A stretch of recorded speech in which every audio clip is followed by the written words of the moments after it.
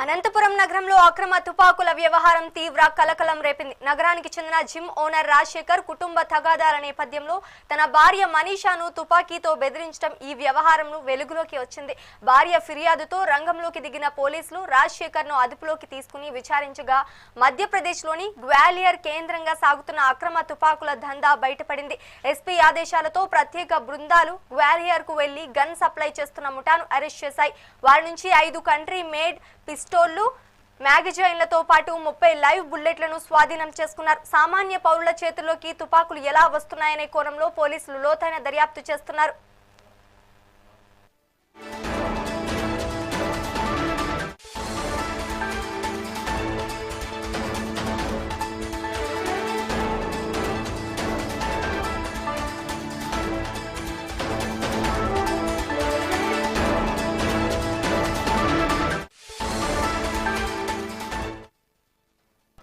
అనంతపురం నగరంలో అక్రమ తుపాకుల వ్యవహారం తీవ్ర కలకలం రేపింది. నగరానికి చెందిన జిమ్ ఓనర్ రాజశేఖర్ కుటుంబ తగాదాల నేపథ్యంలో తన భార్య మనీషాను తుపాకీతో బెదిరించడం ఈ వ్యవహారం వెలుగులోకి వచ్చింది. భార్య ఫిర్యాదుతో రంగంలోకి దిగిన పోలీసులు రాజశేఖర్ను అదుపులోకి తీసుకుని విచారించగా మధ్యప్రదేశ్లోని గ్వాలియర్ కేంద్రంగా సాగుతున్న అక్రమ తుపాకుల దందా బయటపడింది. ఎస్పీ ఆదేశాలతో ప్రత్యేక బృందాలు గ్వాలియర్కు వెళ్లి గన్ సప్లై చేస్తున్న ముఠాను అరెస్ట్ చేశాయి.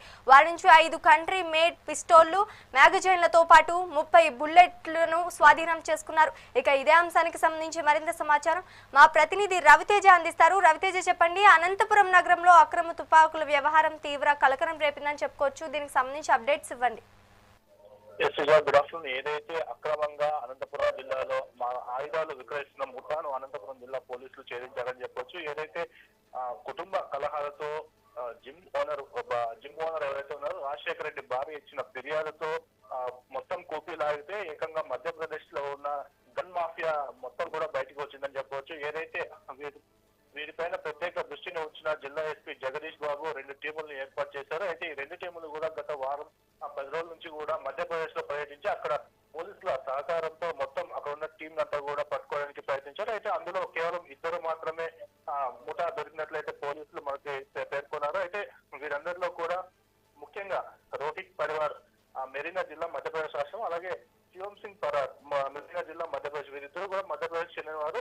రాజశేఖర రెడ్డి మాత్రం అనంతపురం వాసి. అయితే ఇంకా మధ్యప్రదేశ్ నుంచి అనంతపురం కు అక్రమంగా గన్నులు సప్లై చేస్తారు. అయితే వీరిలో ముఖ్యంగా ప్రధానంగా ఒక నిందితుడు ఎవరైతే ఉన్నాడో రోహిత్ పరార్ అక్రమ ఆయుధాలు కొనుగోలు చేయడము, ఇతను నిల్వ ఉంచడము, రవాణాలో కీలక పాత్ర పోషిస్తారు. అయితే అతని వద్ద నుంచి శివం సింగ్ పరివార్ అనే వ్యక్తి అక్రమ ఆయుధాలను మరియు తరలింపులో ఇతను బాగా సిద్ధహస్తుడు. అయితే తుపాకులు కావచ్చు, మ్యాగజైన్లు, బుల్లెట్లు ఇతను బ్యాగ్ లో క్యారీ చేస్తూ కూడా వివిధ ప్రాంతాల్లో విక్రయిస్తూ ఉంటారు. అయితే అక్కడ ఒక్కొక్క గన్ను కూడా ఒక 40 నుంచి 50 వరకు అక్కడ అమ్మేసి ఇక్కడ ఏదైతే పక్కన ఎవరికైతే అమ్ముతారో వారందరికీ ఒక్కొక్క గన్ను పైన 30,000 నుంచి 40,000 వరకు లాభం వస్తుంది. అలాగా అక్రమంగా ఆయుధాలను తరలిస్తున్నట్లు పోలీసులు గుర్తించారు. ఇప్పటికే వారి వద్ద నుంచి 5 కంట్రీ మేడ్ పిస్టోళ్లు, 7 మ్యాగజైన్లు, 30 లైవ్ బుల్లెట్స్, 3 ఖాళీ బుల్లెట్ సెల్స్, ఒక పెద్ద కత్తిని కూడా పోలీసులు స్వాధీనం చేసుకున్నారు. అయితే ఈ ముఠా నేపథ్యం వచ్చేసి అక్రమ ఆయుధాలు కలిగి ఉండటం, వినియోగం, దీనిపైన జిల్లా ఎస్పీ తీవ్రంగా పరిగణించారు. ఈ కేసు పైన ప్రత్యేక దృష్టి సారించిన అనంతపురం జిల్లా పోలీసులు ఆ కేసు నమోదు చేసిన వెంటనే కూడా ఛేదించారని చెప్పవచ్చు. అయితే మధ్యప్రదేశ్ లో మరికొంతమంది గ్యాంగ్ గన్ విక్రయిస్తున్న ముఠా అయితే ఉందని, వారిలో కీలక నిందితులు ఇంకా తప్పించుకున్నారని చెప్పేసి జిల్లా పోలీసులు చెప్తున్నారు. అయితే వారి కోసం కూడా మరొక టీం ఇంకా గాలింపు చర్యలు కొనసాగిస్తున్నారని చెప్పేసి చెప్పారు. Right, thank you for the update Raviteja.